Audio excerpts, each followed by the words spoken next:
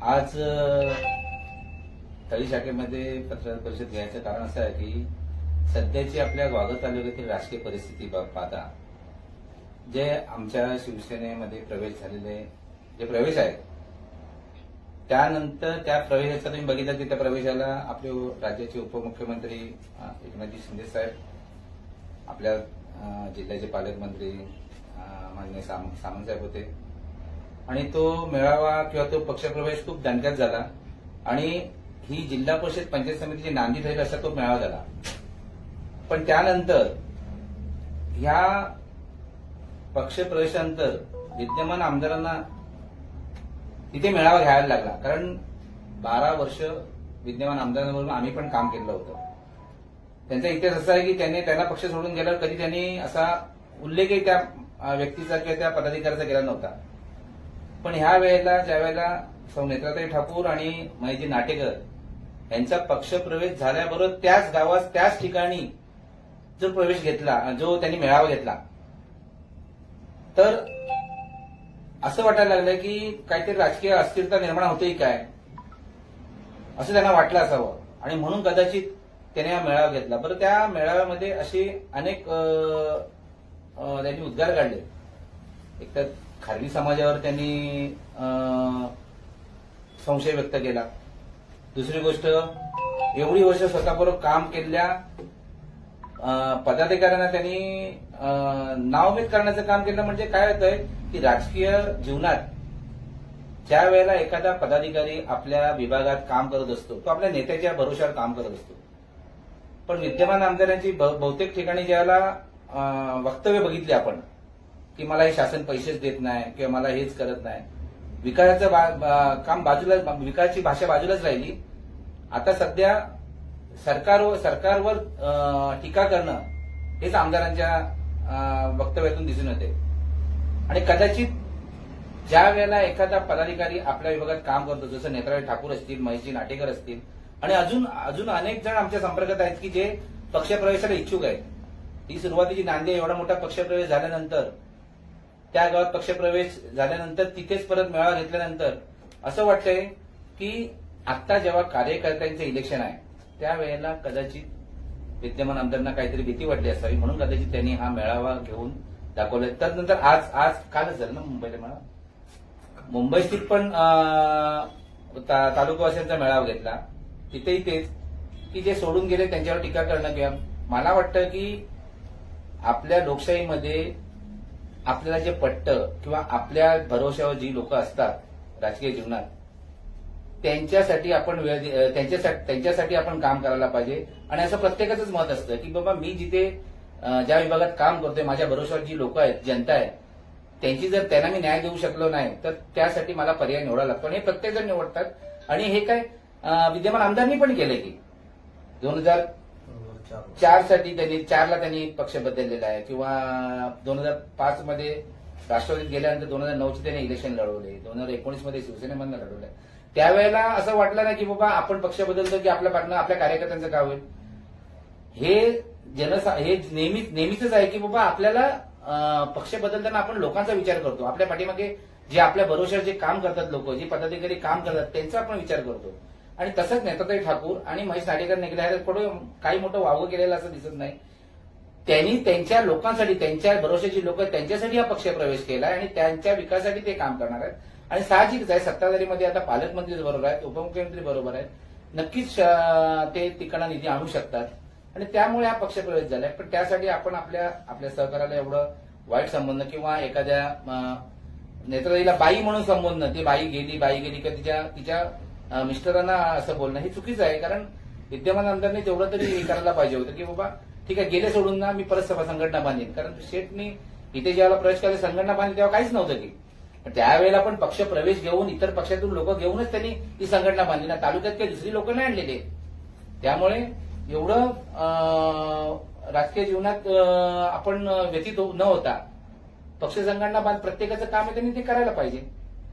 आणि म्हणून आम्ही आज पत्रकार परिषद घेतली की आमच्या पक्षात जे महेशजी नाटेकर असतील किंवा सौ नेत्राताई ठाकूर असतील, त्यांच्या पाठीमागे आम्ही ठामपणे उभे आहोत. आणि येत्या जिल्हा परिषद आणि पंचायत समिती या इलेक्शनमध्ये आम्ही तो करिश्मा करून दाखवू. आणि अजूनही तुम्हाला सांगतो की आताही काही नावं आहेत जे पंचायत समिती सदस्य आहेत आणि जिल्हा परिषद सदस्य आहेत, तेही आहेत की बाबा जेणेकरून ते त्यांच्या भरोश्यावर जी लोक आहेत त्यांच्या मतदारसंघात त्यांच्यासाठी काम करणारे ते जिथे त्यांना विकासाचा मार्ग दिसेल तिथे प्रवेश करणार आहे. वेळेश्वरला बंधारा ही सुद्धा कामं आता याच्या पुढे कशी होतात या संदर्भात त्यांनी संकेत दिला भाषणामध्ये. हो हो हो. तर त्यांनी समजा ती कामं कशी होतात हा जर विचारलं तर तुम्ही काय करू शकता? कसं आहे, सत्ता असल्यामुळे पालकमंत्री आमचे स्वतः असल्यामुळे तुम्हाला सगळ्यांना सर्वश्रुत आहेत की कामही होणारच आहेत. विकास कामं कोणाच्यानी फक्त उशिरा होईल, कोणी आडकाठी केली तर कामं थांबणार नाहीत. कारण शेवटी जनता आहे, जनता सगळं बघते. आणि त्यांनी म्हणजे माझं म्हणणंच ते आहे, मगाशी मी जे म्हणालो ना की लगेच तिथे जी त्याच ठिकाणी त्याच जिल्हा परिषद गटात सभा घेऊन जे विधान केलं ना हे आम्ही, कारण शेवटी आम्ही जरी आमचे राजकीय मतभेद असले तरी एक आपला आयडल असतं बाबा हे ठीक आहे, हे आमदारांबरोबर आम्ही काम केलंय. त्यामुळे आम्हाला ही अपेक्षा नव्हती की भास्कर असं म्हणतील तिथे येऊन की जसं तुम्ही म्हणालात की नेत्राताईंना एकी नावाने उल्लेख केला, तिच्या मिस्टरांना, नाटेकरांना त्यांचा लीडर काय आहे तो, म्हणजे तो अशा आविर्भावात बोलले. आणि त्याचबरोबर ह्या विकास कामांच्या बाबतीत पण त्यांनी म्हणाले की मी 4 वर्ष आमदार आहे म्हणून. हे अपेक्षित ग्वागरच्या लोकांना नव्हतं, आम्ही त्यांच्यावर काम केल्या लोकांना नव्हतं. कारण त्यांनी कामही होणारी त्यांनाही माहिती आहे, थोडा उशीर होईल. आलं लक्षात ना. जसं आपण एखाद्या रस्त्यावर जाताना जर स्मूथ रस्ता असेल तर आपण लवकर वेळ कापतो, आणि जर एखादे खराब रस्ता असेल आणि अडकत तर गाडी सावकाश जाते गतिरोधक असतील तर. तसा गतिरोधक घालायचा कोणी प्रयत्न केला तर थोडासा उशीर, पण कामही 100% होणार आणि ती आम्ही करूनही दाखवणार.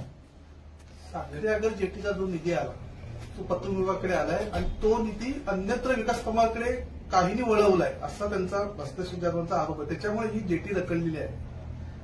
नाही, आता तुम्हाला खरं सांगू काय की निधी आला आणि तो वळवला की राजकीय स्वार्थापोटी. पण असं म्हणेन की निधी आला, ज्या लोकांनी निधी दिला त्याला शासन आमचंच होतं की, आणि वळवण्याचं काम कोणी केलंय आणि काय ते जनतेला माहिती आहे ना. आता जे परिवर्तन घडतंय ना त्याचं कारणच ते. लोक एवढी उद्विग्न का झाली, लोक एवढी बदल का अपेक्षित करतायत, किंवा ही जी विधानसभा झाली त्यावेळेला जे मताधिक्य जे गेलं की एवढं लोकांनी विरोध करून, म्हणजे एवढ्या लोकांचे म्हणजे लोकशाही पद्धतीने लोकांनी आपले मत दिलंय ते का झालं, लोक कंटाळले होते म्हणूनच त्यांनी केलंय ना सगळं. त्यामुळे कोणी निधी आणला आणि कोणी वळवला त्यापेक्षा ते काम किती लवकर होईल आणि त्याचा पाठपुरावा कोण करतोय हे फार महत्वाचं आहे. आणि अशी कामं करताना जर कोण आडकाठी केली तर साहजिक त्या कामाला उशीर होईल, पण ते काम 100% होणार. खारवी सभागृह वाचवण्यासाठी ह्या लोकांना पुन्हा माझ्याकडेच यावं लागेल असंही परत त्यांनी एका स्टेटमेंट केलं. कसं आहे खारवी सभागृह हे दौतर कुठलं ते वाचवण्यासाठी ह्या लोकांना पुन्हा माझ्याकडे यावं लागेल असं त्यांचं ते स्टेटमेंट आहे. असून दे ना. हे बघा कसं आहे माहितीये काय, म्हणजे यांनी हे तर कबूल केलं की पूर्ण खारवी समाज आमच्यावर आला तो. आता राज्यकर्ते बसलेले आहेत आणि शासनाच्या ज्या काही धोरणात्मक निर्णयावर जो काय निर्णय होईल तो 100% होणार. आता कोणी कोणाकडे जाऊन जर होणार असेल काम ती पुढची परिस्थिती ठरवेल ना. एक वेळ आमच्या आता पालकमंत्र्यांनी त्यावेळेला तुम्हाला ऐकलं असेल, तुम्ही त्यांनी बोलले त्यावेळेला की आमचे नेते, मुख्य नेते एकनाथजी शिंदे ठरवतात आणि त्यावेळेला त्यांचे जो निर्णय होईल त्याला आरक्षणाचा विषय आहेच, पण त्या नेत्यांना काही फरक नाही पडत. त्या आता ज्या विद्यमान आमदारांनी सांगितलंच आहे की पुरुष पडला तरी नेत्राताई, लेडीज पडल्या तरी नेत्राताई, ओबीसी पडल्या तरी नेत्राताई, नेत्राताई तिथे येतात निवडून. त्यामुळे तसा काही प्रश्न येणार नाही त्यांना आरक्षणाचा. आणि आता तुम्हाला लवकर सांगतो की 4 तारखेला दुसरा पण एक मेळावा होईल, ते आपण बघाल तुम्ही की आम्ही किती परत हे करतोय ते 4 सप्टेंबरला होईल मेळावा, आंबेलीला होईल. त्यावेळेला पण पक्षप्रवेश असतील, त्यावेळेला पण पालकमंत्री असतीलच. राजकीय स्थित्यंतर होतं एवढं नक्की. यावर तुमच्या वरिष्ठ नेतृत्वाने त्याची काय अशी दखल घेतली काय? कसं आहे माहितीये काय, त्यांनी बघा भास्कर शेट्टी टीका टिप्पणी केली किंवा जे एकेरी नावानं धरलं किंवा त्यांच्या मिस्टरांबद्दल जे काय वक्तव्य केलं ह्याचा त्याच्या प्रत्येक गोष्टीचं उत्तर देणं आपण काय हे बरोबर वाटत नाही म्हणजे आमच्या दृष्टीने तरी. कारण आमचे नेते म्हणजे तुम्हाला सांगतो खरोखर म्हणजे आम्ही भास्कर शेठ बरोबर पण काम केलेलं होतं आणि आता सामंत साहेबांबरोबर पण. तुम्ही एक सामंत साहेबांचं उदाहरण घ्याल ना तर सामंत साहेब कधी कोणावर टीका टिप्पणी करताना तुम्हाला ऐकत येणार नाही किंवा मुद्दामून कधी कोणाला हे करत नाहीत आणि ते उत्तर देऊन आपण उगाचच्या उगाच त्या विषयाला कशाला चालना द्यायची. म्हणून आम्ही वरिष्ठांनी काय आम्हाला आताही सांगतोय तुम्हाला की आताही आम्ही का घेतले कारण हे जे मेळावे वागरला व्हायला लागलेत तेच मुंबईला व्हायला लागलेत म्हणजे काहीतरी राजकीय बदल हा 100% आहे आणि याची जाणीव भास्कर शेठ सारख्या हुशार राजकीय व्यक्तिमत्वाला नक्कीच आली असेल आणि म्हणून कदाचित त्यांनी ती आतापासूनच हे केले असेल. पण ही गळती चालूच राहणार आहे आणि त्यामुळे भविष्यात तुम्हाला पाहायला मिळेल की आपल्याला इथे राजकीय बदल दिसणारच आहे.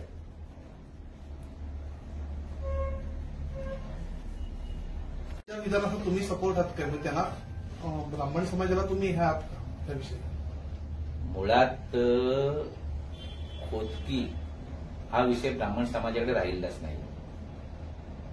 खरं सांगायचं तर खोदकी आता फक्त भंडारी समाजाकडे फक्त ती पण मानासाठी म्हणजे आमचा भंडारी समाज आमच्या पूर्वजांनी ज्या रूढी परंपरा आखून दिल्या आहेत त्यासाठी आम्ही भंडारी समाज म्हणून त्यांना मान देतो आणि मानाचं स्थान देतो म्हणून आमच्या भंडारी समाजात खोदकी राहिलेली आहे. भंडारी समाज ब्राह्मण समाजात मला तरी वाटत नाही कुठल्या तालुक्यातील ब्राह्मण समाजात खोदकी आहे म्हणून. ती आता संपलेली आहे सगळी. त्यांनी ती सगळी हे करून दिलेली आहे. आता प्रत्येकाच्या गावात प्रत्येकाचं किती वजन असावं आणि ते कसं कोणी राजकीय याच्यातून वापरावं किंवा सामाजिक याच्यातून वापरावं ते प्रत्येकाचा त्याचा विषय आहे तो. त्यामुळे त्यांच्याशी ब्राह्मण समाजावर काय बोलले ते ब्राह्मण समाज सक्षम आहे त्याला उत्तर द्यायला किंवा त्याचं हे द्यायला. पण खोदकी फक्त आता ही भंडारी समाजामध्ये आमच्या राहिलेली आहे ती आम्ही खूप अभिमानाने सांगतो. कसं आहे माहितीये काय कारण मी तो मेळाव्यातल्या त्या माणसाला कारण वेळणेश्वर नेत्राताईंनी घेतलेला मेळावा हा फक्त वेळणेश्वर जिल्हा परिषद गटातला होता. हे तुम्ही सगळ्यांनी ते अनुभवलं असेल बघितलं असेल आणि तुम्हाला ते लक्षातही आलं असेल. पण नंतर घेतलेला मेळावा कारण आम्ही त्या मेळाव्याची क्लिप बघितली एवढं काय तिथे जाऊन आम्ही काय कोणी पाठवली नव्हती माणसं पण ती बरीच बाहेरची पण माणसं होती. त्यामुळे त्यांच्या मेळाव्यावर बोलणं मला काय एवढं उचित वाटत नाही. त्यांनी काय ताकद लावली नाही काय पण वेळणेश्वर जिल्हा परिषदेला नेत्राताईंनी घेतलेला मेळावा हा त्यांचा स्वतःचा म्हणजे त्या आणि जिल्हा परिषद गटात त्यांनी किती ताकद आहे त्यांची. एक सर्वसामान्य स्त्री जेव्हा राजकीय जीवनात उतरते आणि तिच्या घरून सपोर्ट असला ती काय करू शकते नेत्राताईंनी दाखवून दिलं.